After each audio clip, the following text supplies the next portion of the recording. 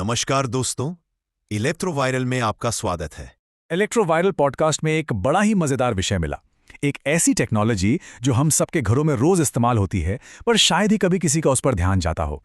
तो चलिए आज इसके पीछे के साइलेंट हीरो को समझते हैं। हम सब ने कभी ना कभी पंखे का रेगुलेटर या लाइट का डिमर तो घुमाया ही है ना?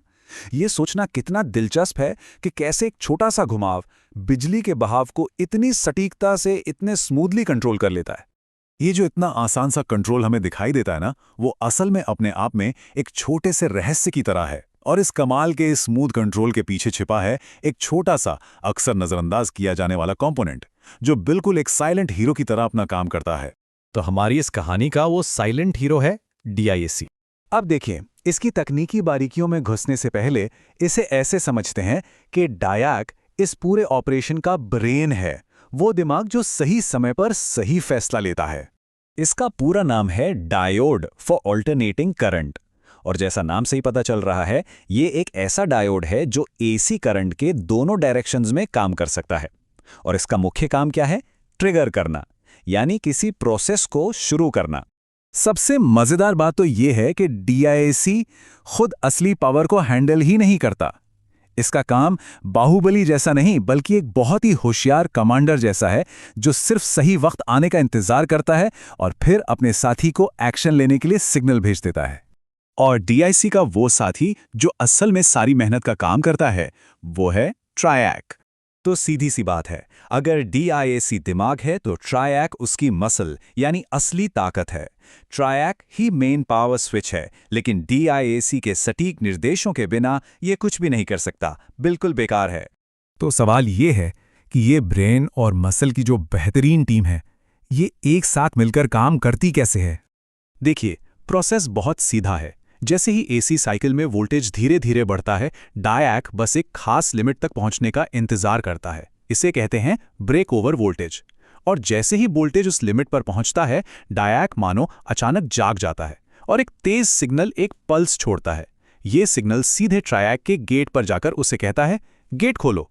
और बस ट्रायक बिजली को आगे बहने का रास्ता दे देता है। तो अगर हम इसे समराइज करें, डायक एक कम पावर वाला ट्रिगर डिवाइस है और ट्रायक एक हाई पावर वाला मेन पावर स्विच। एक का काम है सिग्नल देना और दूसरे का काम है उस सिग्नल पर एक्शन लेना।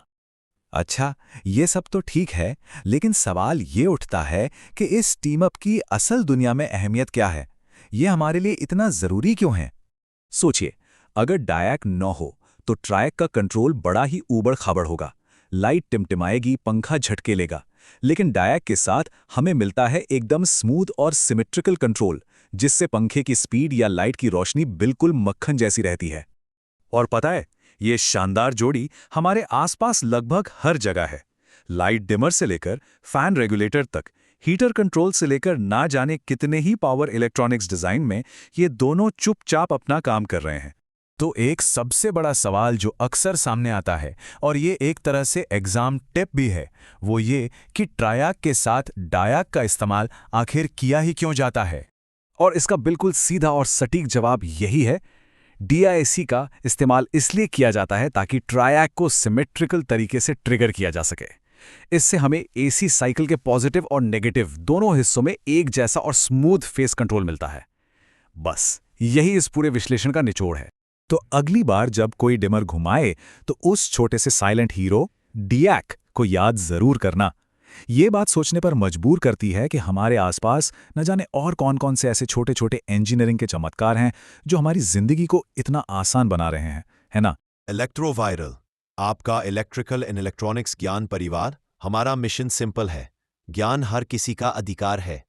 हम पूरे भारत में सही, हाई क्वालिटी टेक्निकल नॉलेज पहुंचा रहे हैं। आप सिर्फ सब्सक्राइबर नहीं, इस ज्ञान क्रांति का हिस्सा है। वीडियो को लाइक, शेयर और सब्सक्राइब जरूर करिए, ताकि ये ज्ञान उन लोगों तक पहुंच सके जिनको इसकी सबसे ज्यादा जरूरत है।